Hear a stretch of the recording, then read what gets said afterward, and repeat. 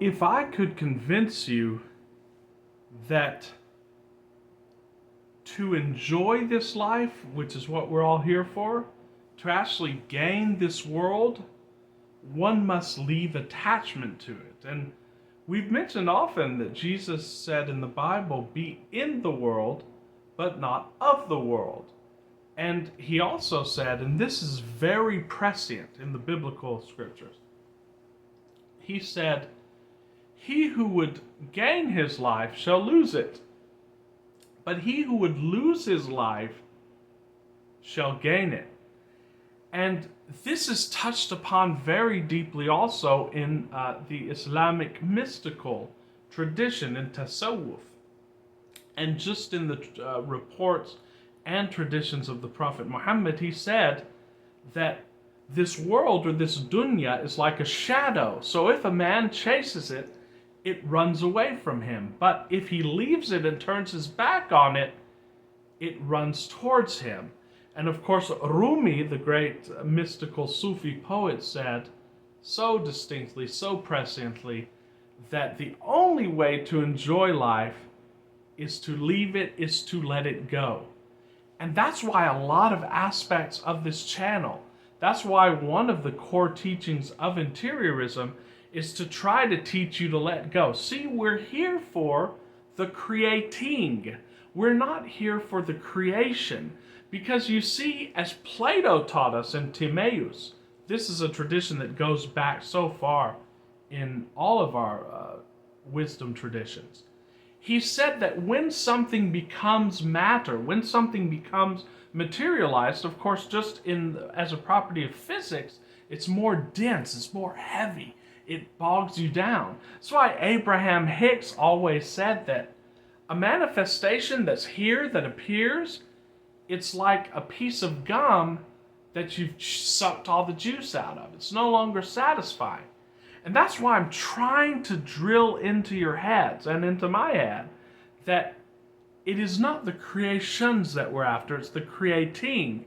And so many people are attached to the outcome, the manifestation, when it's very easy in a moment to give yourself the outcome, and you'll know that you've given yourself the outcome by the lack of attachment to it. And then, of course, once you give it to yourself interiorly, it must show itself to you outwardly.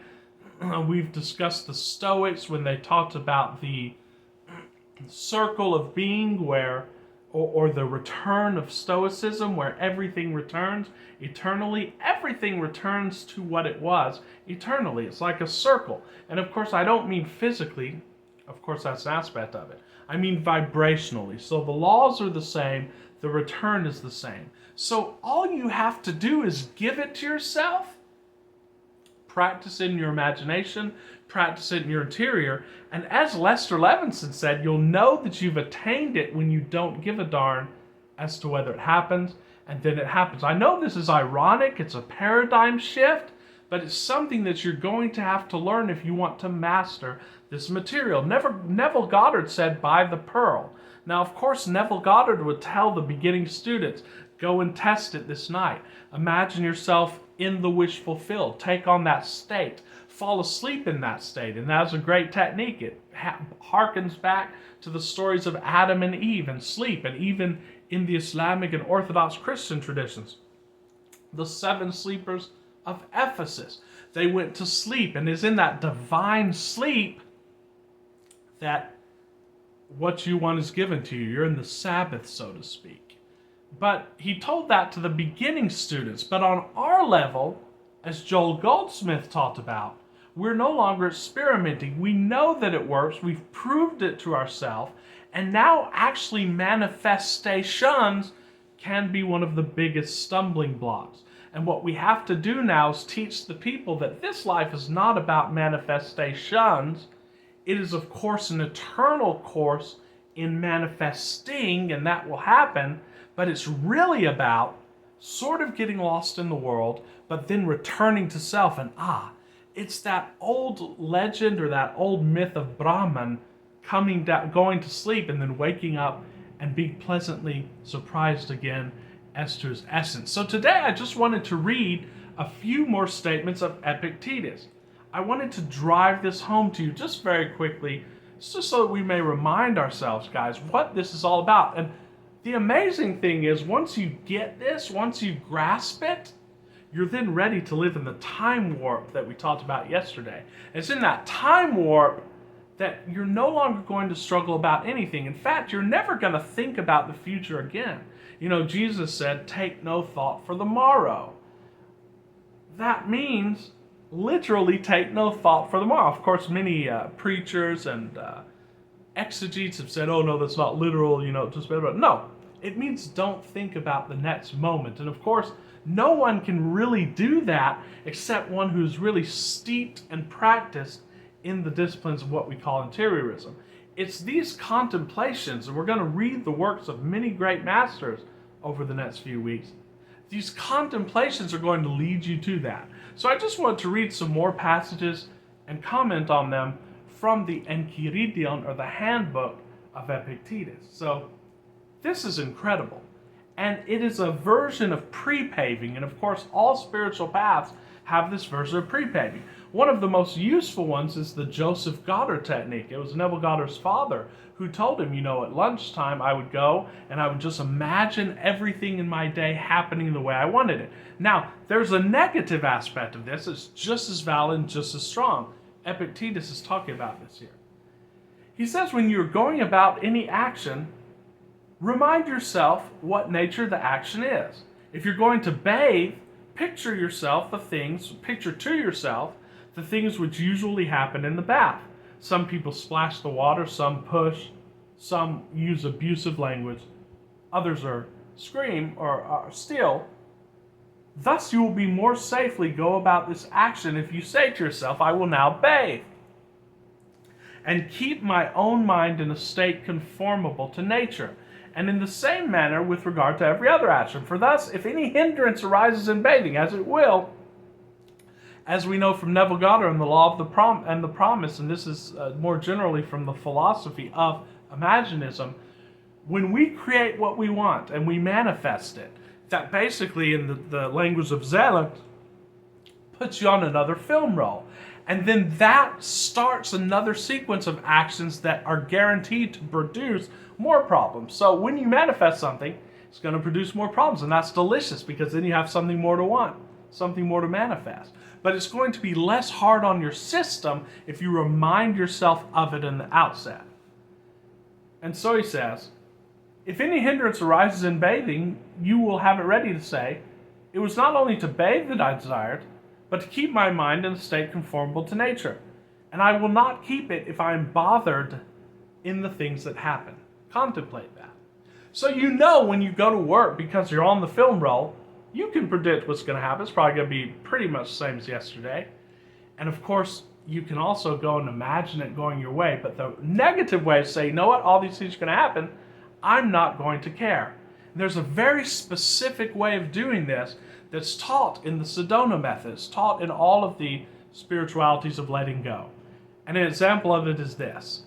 If something happens, let's say you're at work or wherever, and something makes you feel bad, instead of trying to push away that feeling, instead of thinking about it, saying, I hate this person, even instead of trying to think your way out of it, because a lot of us rationalize it, that's positive thinking, that's good on its own level, but a level above that is to just feel whatever feelings happen, allow yourself to feel it, and then you welcome the thoughts that are around it.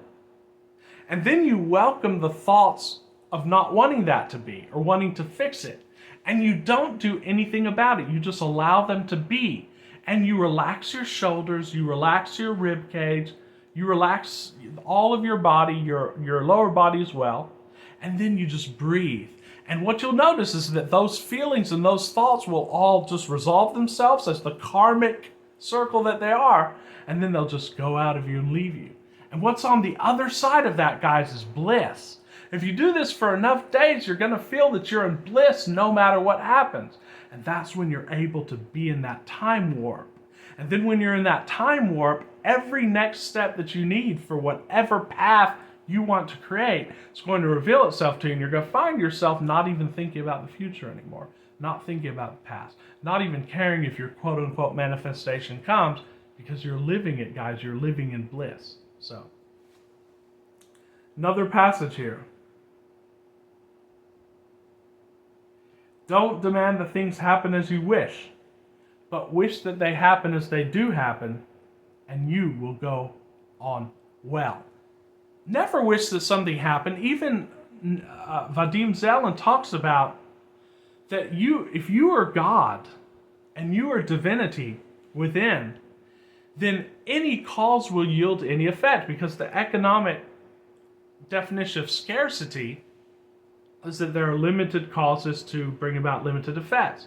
But when you're divine, you can choose that any cause can yield any effect. So whatever happens is on your path. And Abraham Hicks said this. Always say that you're on your path and know that. So no matter what happens, you can interpret that.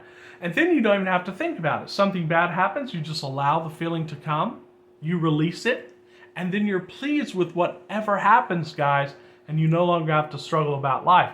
Then you're in that time warp of the now. You're completely present, and then you're allowing things to unfold on your path. It's amazing the Stoics talked about this thousands of years ago.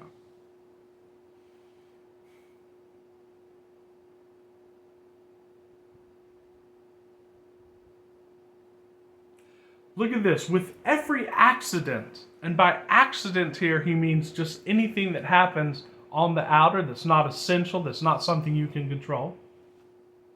Ask yourself what abilities you have for making a proper use of it. So we can use everything on our path. As Marcus Aurelius said, the obstacle is the way. Whatever obstacle comes in front of us, whatever boulder, we can use that as fuel for our path.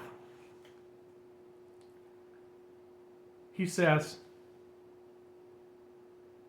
if you see an attractive person, you will find that self-restraint is the ability you have against your desire. So if you see an attractive person, of course, if you want that person, you go within. You imagine you already have it, then you already have it. So you need nothing from that person. You have it within. And I promise you,